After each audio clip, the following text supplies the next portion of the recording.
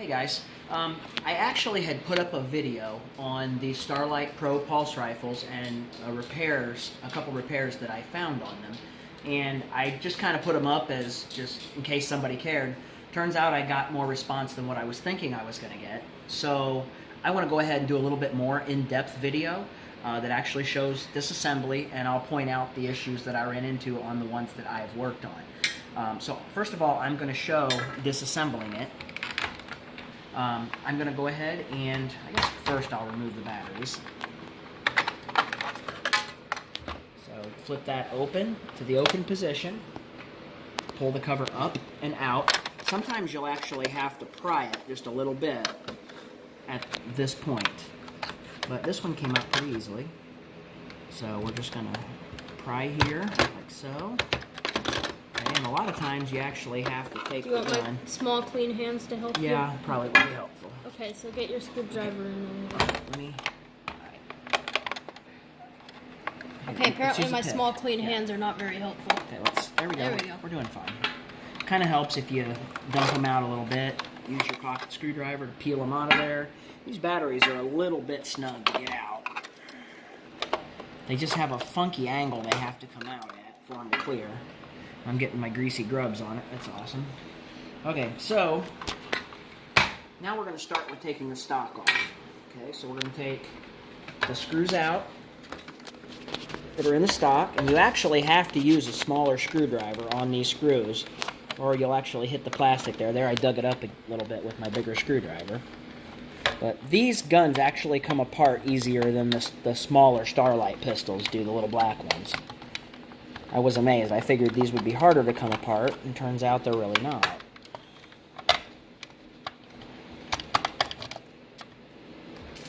Helps if you have a magnetic screwdriver on this. It really does. You'll find some of the screws will kind of come out on their own, just with the magnet. Others won't really want to. So I usually just leave them in the hole if they fight me coming out. If you see down to your right, there's a superior gun. On that chair? Yeah.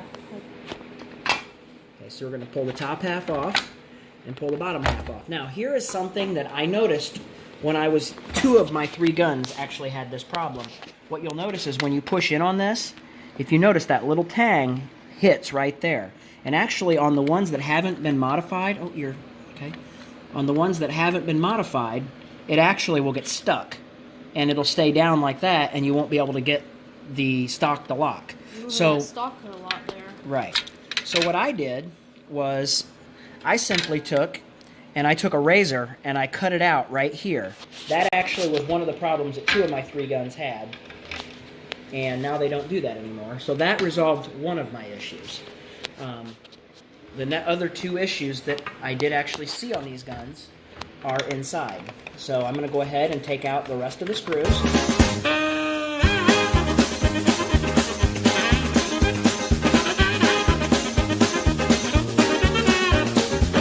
What'll happen is some of them won't quite be released, and you'll think they were, but they weren't.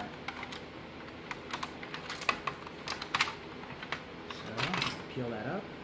Now, when you flip this up, your battery cover's going to fall out, and that's fine.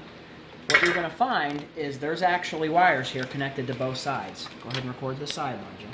So your laser LED lights on that side, actually, if you want to remove this, you can just take out these screws. There's 4 of them. I don't really think that's necessary. You can also remove these 4 screws, and you can pull the whole battery compartment out. Here's the two main issues that I've seen with these guns. A lot of screws falling out there. Fine. Those sliders are potentiometers, okay, and they both fail internally. And they're the same part, they're just flipped, they're inverted. One's facing one way, the other's facing the other. Okay, when you explained this to me, I had no idea, so look on the inside. Okay, so my gun kind of fell apart on me here when I flipped it, which is fine, I know how it goes. Now, this is the first mod for when the range switch fails. The symptom you will get when the range switch fails, or the range potentiometer fails, is the gun will make normal sounds like it's functioning. However, it will not trigger a sensor. Sometimes it will. It kind of comes and goes. But a lot of the time, you'll find that the sensor won't trigger even if you hold the gun directly up to it. To fix this and put it in manual range or maximum range mode all the time, all you have to do is solder a wire from this point to this point. Okay? When you do that, you're effectively bypassing the maximum range potentiometer and putting it in maximum range. The other problem that you have with these guns is they won't have sound. Hold up. What's that little dude? That's a resistor. I'm about ready to explain. Okay. Okay. This is a 22 ohm resistor that I installed from the reference low to the input for the volume control. And it creates somewhere around about a 0.4 voltage drop, something like that. I didn't measure it, to be honest with you, but it's a 22 ohm resistor. It puts it on almost maximum volume. It's not quite 100%, it's like 96% volume. It puts it on that all the time. If you really wanted to, you could even tie a switch in, like stick it right up in here inside the battery compartment, where you could get to it if you wanted to, and flip a switch to turn. It would actually be a good place to put it. We've put a switch poking through there. You could take the battery compartment out and flip the switch to complete this circuit. And if you disconnect this and open the circuit, you would have no sound. And if you flip the switch and close the circuit, you would have almost maximum sound. So that is something else that could be done.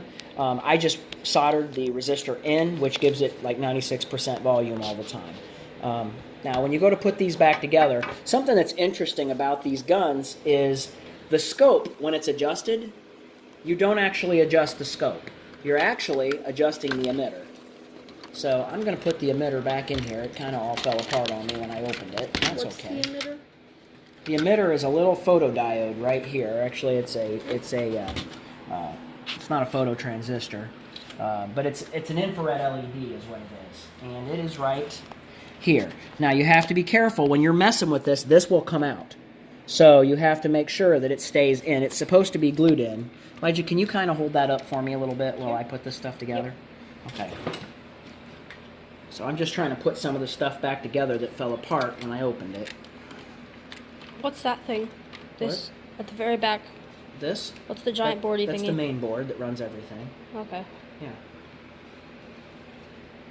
There was one gentleman in the comments that mentioned that he purchased one of these and it wasn't working at all. And these battery terminals look like they're probably pretty good. They're a lot better than the small Starlights are. They don't have like the spring-loaded contacts and things like the smaller ones do. Okay. So I don't know that that's actually causing his problem. I'm not really sure what his problem is. I'd really almost like to get my hands on it and see if I could figure it out for him and get it working. But let's put this back together. We're going to pull this spring out. What's that? We're going to pull that spring back. We're going to put the emitter, or the barrel, up in here where it goes. Now, there's a little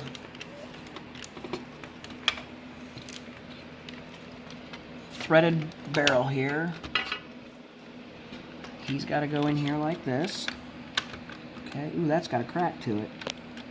Kind of stinks. And I already had this gun sighted in really well, so I really hated to take it apart, but I really wanted to do another video and show what actually all the mods I did were. This switch here, it's actually kind of an interesting setup. If you look real close, you'll actually see that barrel sliding back and forth, or that bell crank.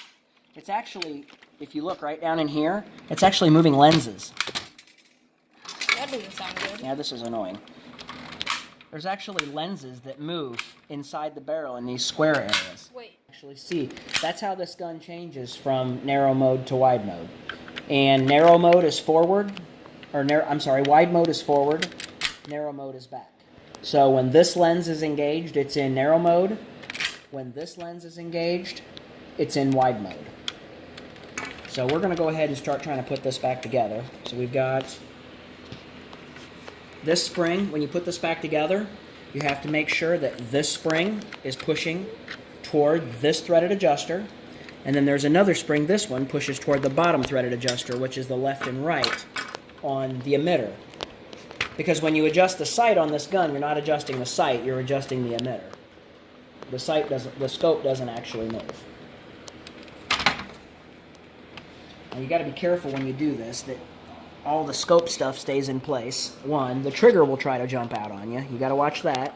And you can't pinch any wires. So this is, I'm going to have to kind of get down here like this. Make sure my wires are going where I want them to go. Make sure nothing's going to get pinched. Make sure the trigger stays in place. There's a wire trying to get pinched right there. Okay. And then that little spring will really kind of mess with you.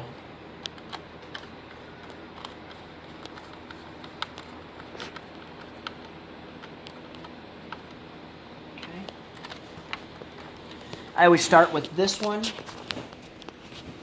and this one, primarily because on the opposite side is that spring that's pushing on the side-to-side adjuster for the barrel. So if you put those in first, you've already got that spring compressed. So I'm going to go ahead and just install all the screws. And did you forget about this? Oh, yeah, I did, actually. You cannot forget about this. I mean, it'll go. You kind of have to work it a little bit if you don't get it when you assemble it. Your head's very soft. Great. It is much more difficult to get it in there if you don't get it when you put the gun together. But it goes, just like that. Well, I mean, I don't think the people who built it intended on you taking the thing out in the first place. Probably not. So, yeah. Well, if they didn't want me to take it out, they shouldn't have put substandard parts in it. But, I mean, the thing is, well, it's from 1987. What year is it? We are in the 21st century, 2019. Well, that's actually I know pretty good service life for a plastic toy, honestly. You know? Do you like these cinematic camera angles? I like it a lot. Oh man, I picked up the wrong screw here. so dramatic.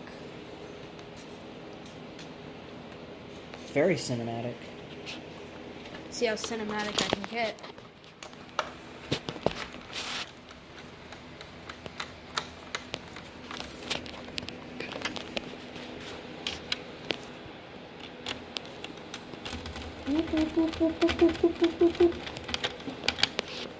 Is this one of those things you're going to speed up?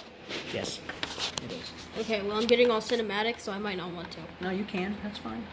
Hey guys, one other thing here on these rifles that's interesting to note. You do have to pay attention to these top 4 screws.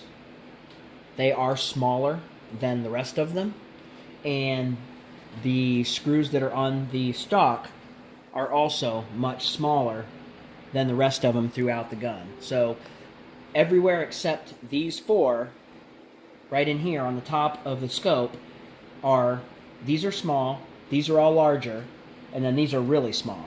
So there's 3 different sizes of screws you need to be concerned about when disassembling this thing.